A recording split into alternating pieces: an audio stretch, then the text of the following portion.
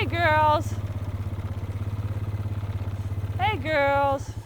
My husband and I, we knew from a very young age, we both wanted to be involved in the cattle industry. We both grew up in generational ranching families. You guys want to stay on the side by side? I'm going to walk just a little bit around, okay? What I love is keeping our business accountable for being a business, not a hobby. Running those numbers, keeping account, finding different avenues to keep us profitable. Last year, I just got an email that came from the Beef Council, and it said, hey, Mapleton School is looking to buy beef direct, and there's some other schools that are looking for you to put in a bid. And I was like, great. I responded right then. Like, I got the email, probably responded like 10 minutes after I got it. And I sold like our first 4,000 pounds.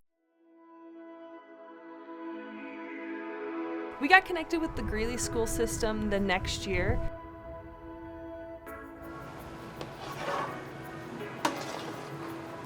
$31 million school-age students will eat a school lunch today. There's not a restaurant or a hospital system or a college and university that can hold a candle to that. I am the Director of Nutrition Services for Weld County School District 6, and we've been a premier farm-to-school district for over a decade. Greeley-Evans School District 6. They have the well-trained staff, the kitchen facilities, the connections directly to farmers and producers to be able to purchase local foods. So today on our salad bar, we have bell peppers, purple cauliflower, and sliced cucumbers that all come directly from Hoffman Farms here in Greeley. And then the baby carrots are from Hungenberg Farms, also in Greeley. The Local Food for Schools program was launched by USDA back in 2022 to be able to increase the purchase of local foods, minimally processed and unprocessed foods. These types of programs are so incredibly important to ensuring our students have access to healthy, local, and fresh foods.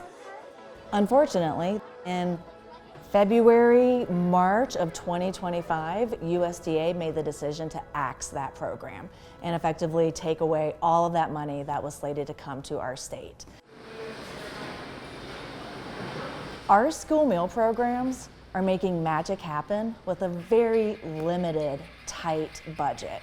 And then for that money to be taken away, that leads to our school districts having to make tough decisions when they are working to balance a budget and make a decision between buying something that is maybe local Colorado beef versus getting beef from somewhere else in the nation.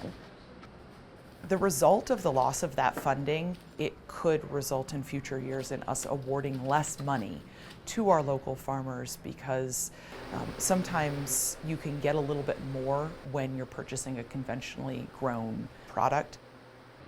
Last year was our first year working with Greeley school system, and I think for that school year we delivered approximately 25,000 pounds to them throughout the year. And so when they shut down all this federal funding, it was a bummer, and it was such a bummer for our processor. These bulk orders for the schools are super important for our business because you know what you're going to get for a certain amount of your beef. And that gives us sustainability. How many hay bales do you think we're gonna make up here? 105? What's your guess, Wyatt? 8. 8? There's gonna be more than 8 bales. Fine. 400. 400? Many of our small and mid-sized producers lack the infrastructure, they lack access to capital, they are already also navigating very tight budgets, and they want to sell to schools. And so programs such as this, again, open up the doors to our small and mid-sized producers to have access to what is a very stable and consistent market channel. This hay right here we feed to the cows. Look, there's Pops. I think the pandemic taught us that we need to invest in local food systems. Because of the situation that we're in at the federal level, it is important for states to be able to identify dedicated revenue streams to be able to invest in this type of work. In the fall of 2022, the voters of Colorado passed Healthy School Meals for All on the statewide ballot. We passed it, but unfortunately we underfunded it.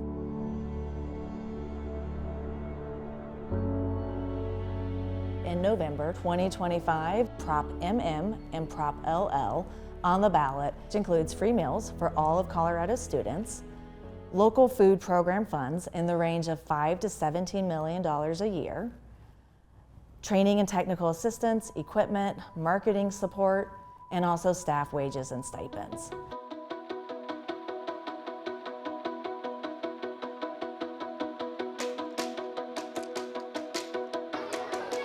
I hope we all know that fresher food tastes better and it's more nutrient dense.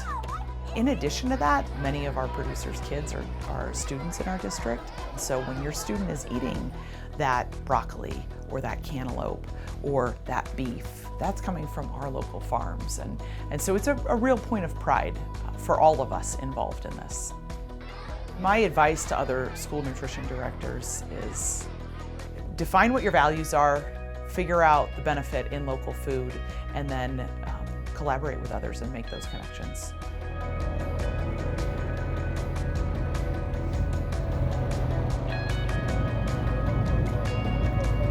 One of my big dreams for the state of Colorado is to where farm to school isn't something that is just an afterthought. When they are planning their menus, when they are creating their purchasing plans, they are thinking, what can I buy locally first? They have the relationships with the farmers and the ranchers to bring these local products in. And ultimately, we would love to see a state to where our farmers and ranchers are able to look at school meal programs as a viable market channel for them because they can receive fair value for their product. Whether it's federal funding, local funding, grant funding, or being backfilled by general education dollars from your district, the more money we invest in them as local producers, the more product we can get to serve to our students. And the end game there is producing a thriving community where people are successful, and that's really what it's all about.